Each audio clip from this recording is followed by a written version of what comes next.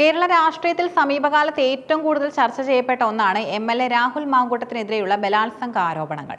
ഒരു യുവ നേതാവ് എന്ന നിലയിൽ കോൺഗ്രസ് രാഷ്ട്രീയത്തിൽ തിളങ്ങി നിന്നിരുന്ന രാഹുലിന്റെ കരിയറിനെ തന്നെ പിടിച്ചുകുലുക്കിയ സംഭവ വികാസങ്ങളാണ് കഴിഞ്ഞ മാസങ്ങളിൽ അരങ്ങേറിയത്.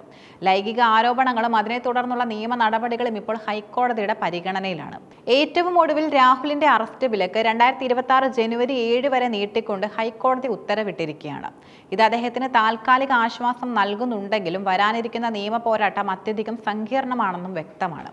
തിരുവനന്തപുരം സ്വദേശിയായ യുവതി നൽകിയ പരാതിയുടെ അടിസ്ഥാനത്തിലാണ് രാഹുലിനെതിരെ ആദ്യ ബലാത്സംഗ കേസ് രജിസ്റ്റർ ചെയ്യുന്നത്. വിവാഹ വാഗ്ദാനം നൽകി പീഡിപ്പിച്ചു എന്നതായിരുന്നു പ്രാഥമിക ആരോപണം.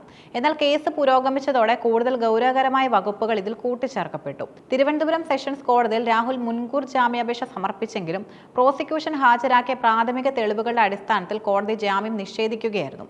സെഷൻസ് കോടതി ജാമ്യം നിഷേധിച്ചതോടെ അറസ്റ്റ് ഭീഷണിയിലായ രാഹുൽ ഉടൻ തന്നെ ഹൈക്കോടതിയെ സമീപിച്ചു. ഹൈക്കോടതി ഹർജി പരിഗണിക്കവേ കേസിന്റെ മെറിറ്റിലേക്ക് കടക്കുന്നതിന് മുൻപായി രാഹുലിനെ അറസ്റ്റിൽ നിന്ന് ഇടക്കാല സംരക്ഷണം അനുവദിച്ചിരുന്നു. ഈ ഉത്തരവ് അവസാനിക്കാനിരിക്കെയാണ് ഇപ്പോൾ 2026 ജനുവരി 7 വരെ അറസ്റ്റ് വിലക്ക് നീട്ടി നൽകിയിരിക്കുന്നത്.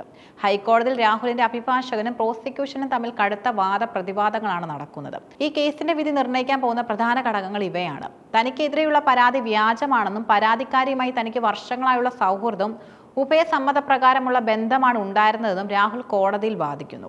രാഷ്ട്രീയ ലക്ഷ്യങ്ങൾ വെച്ചുകൊണ്ടുള്ള ഗൂഢാലോചനയാണ് ഈ പരാതിക്ക് പിന്നിലെന്നും അദ്ദേഹം ആരോപിക്കുന്നു.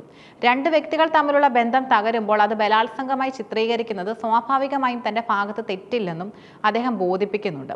പ്രോസിക്യൂഷൻ ഉയർത്തുന്ന ഏറ്റവും ഗൗരവകരമായ ആരോപണം ലൈംഗിക അതിക്രമം മാത്രമല്ല, മറിച്ച് നിർബന്ധിതമായി ഗർഭചിത്രത്തിന് ഇരയാക്കി എന്നതാണ്.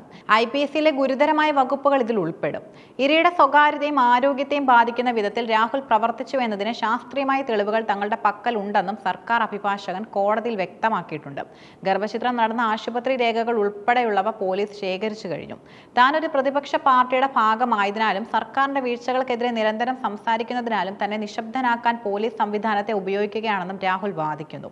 എന്നാൽ ആരോപണം ഉന്നയിച്ചിരിക്കുന്നത് ഒരു സ്ത്രീയല്ലേ എന്നും അതിൽ രാഷ്ട്രീയത്തിന് എന്ത് പ്രസക്തി എന്നുമാണ് മറുവശത്തിന്റെ ചോദ്യം. രാഹുലിനെതിരെ സമാനമായ സാഹചര്യത്തിൽ മറ്റൊരു യുവതി കൂടി പരാതിയുമായി രംഗത്തെത്തിയിരുന്നു.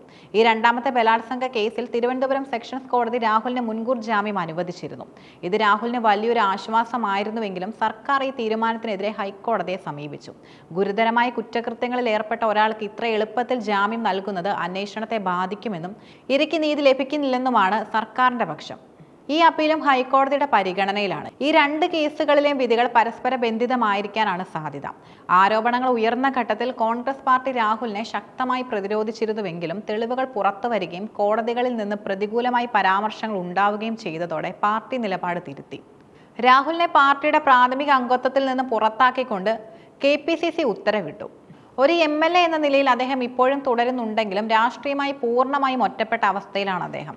യുവാക്കൾക്കിടയിൽ വലിയ സ്വീകാര്യതയുണ്ടായിരുന്ന ഒരു നേതാവ് ഇത്തരത്തിൽ ഒരു കേസിൽ കുടുങ്ങിയത് കോൺഗ്രസ് പാർട്ടിക്ക് വലിയ നാണക്കേടുണ്ടാക്കി. വരാനിരിക്കുന്ന തിരഞ്ഞെടുപ്പുകളിൽ ഈ വിഷയം ഒരു പ്രധാന ആയുധമാക്കാൻ ഭരണപക്ഷം തയ്യാറെടുത്തു കഴിഞ്ഞു.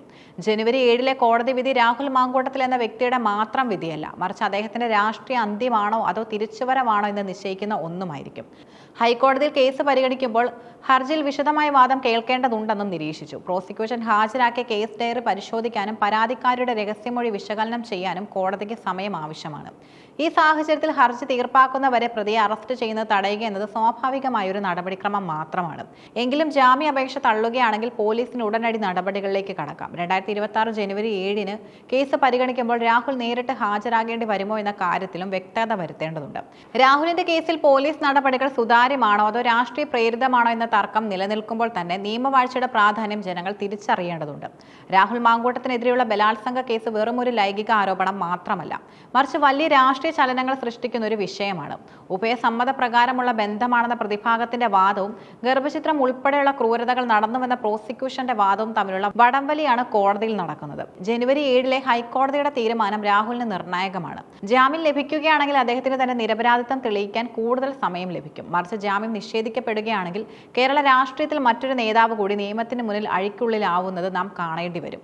നിയമം അതിന്റെ വഴിക്ക് പോകട്ടെ എന്ന് പറയുമ്പോഴും ഈ കേസിലെ സത്യാവസ്ഥ എത്രയും വേഗം പുറത്തു വരണമെന്നും ഇരയ്ക്ക് നീതി ലഭിക്കണമെന്നുമാണ് പൊതുസമൂഹം ആഗ്രഹിക്കുന്നത്. വരും ദിവസങ്ങളിൽ ഈ കേസിൽ ഉണ്ടാകുന്ന ഓരോ മാറ്റങ്ങളും കേരളം നിരീക്ഷിക്കുമെന്നതിലും സംശയമില്ല.